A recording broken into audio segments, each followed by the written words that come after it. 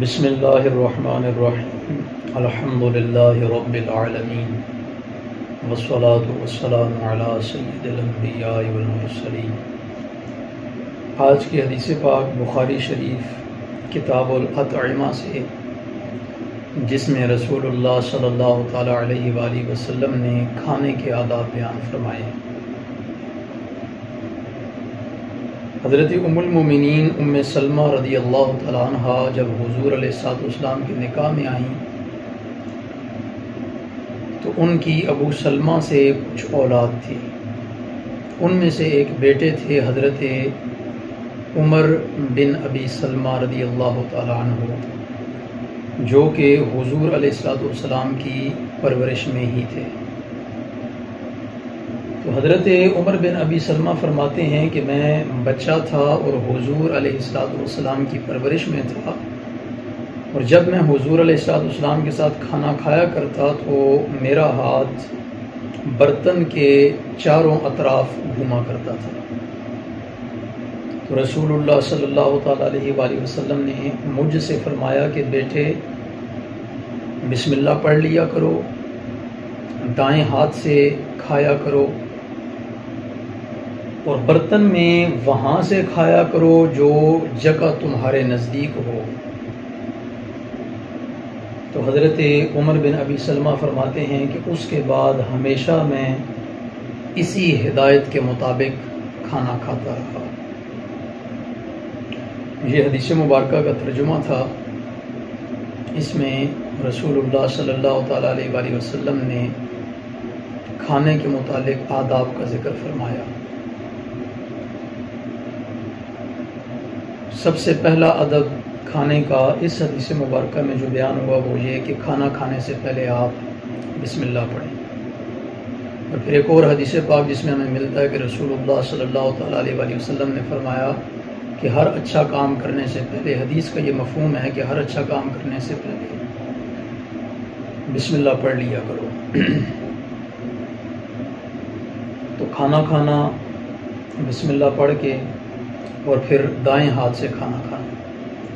کیونکہ پھر ایک اور حدیث مبارکہ کا مفہوم ہے جس میں حضور علیہ السلام نے یہ ارشاد فرمایا کہ بائیں ہاتھ سے کام کرنا یا بائیں ہاتھ سے کھانا کھانا یہ شیطان کا کام ہے۔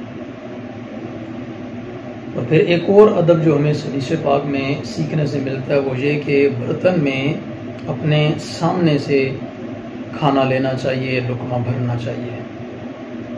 یہ تین ادب کھانے کے متعلق آج کی اس حدیث مبارکہ میں ہمیں ملتے ہیں۔ ایک اور بڑی اہم بات جو اس حدیث مبارکہ میں ہمارے لیے بڑا ایک روشن پہلو ہے، ہم معاشرے میں دیکھتے ہیں کہ اکثر ایسی عورتیں جن کے شوہر فوت ہو جاتے ہیں یا ان کو طلاق دے دی جاتی ہے،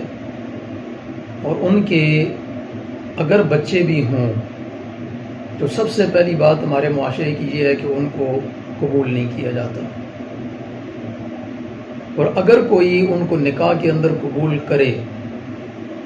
تو پھر ساتھ یہ ایک عجیب سی شرط رکھ دی جاتی ہے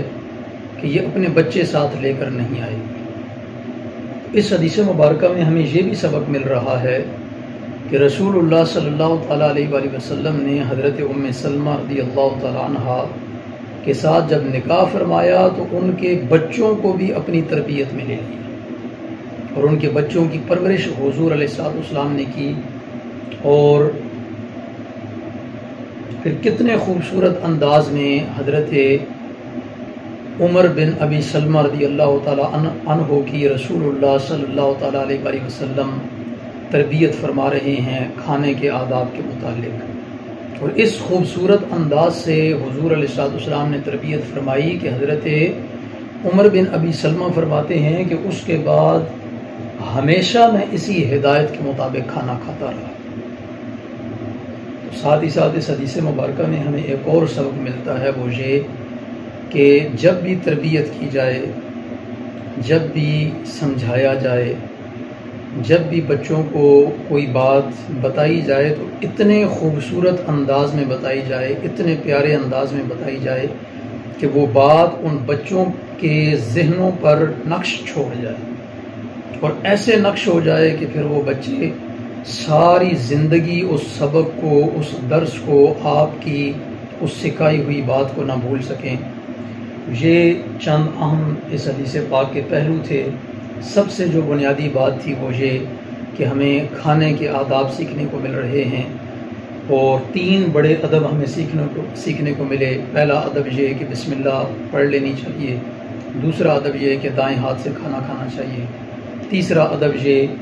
کہ ہمیں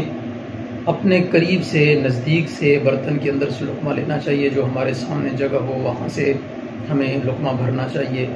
یہ 3 بڑے خوبصورت آداب تھے، اور اس کے ساتھ ہی ساتھ جو باتیں ہمیں پتہ چلیں، پہلی بات کہ جو اس وقت ہمارے معاشرے کا المیہ ہے، اور وہ یہ ہے کہ اگر بدقسمتی سے کسی عورت کو طلاق ہو جائے، کسی عورت کا شوہر فوت ہو جائے اور اس کے بچے ہوں، تو اس کو معاشرہ نکاح کے اندر قبول نہیں کرتا، اور اگر کوئی قبول کرنے کے لیے تیار ہو جائے تو ساتھ یہ شرط رکھ دی جاتی ہے کہ پھر یہ اپنے بچے ساتھ لے کر کے نہیں آئے گی۔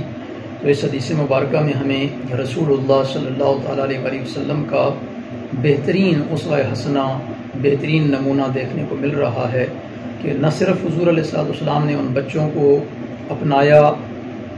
بلکہ حضور علیہ السلام نے ان کی بہترین تربیت بھی فرمائی، اور ایسی تربیت فرمائی کہ حضرت عمر بن ابی سلمہ فرما رہے ہیں کہ پھر میں نے اسی ہدایت کے مطابق ہمیشہ کھانا کھایا، یعنی جو رسول اللہ صلی اللہ تعالیٰ علیہ وسلم نے ان کی تربیت کی،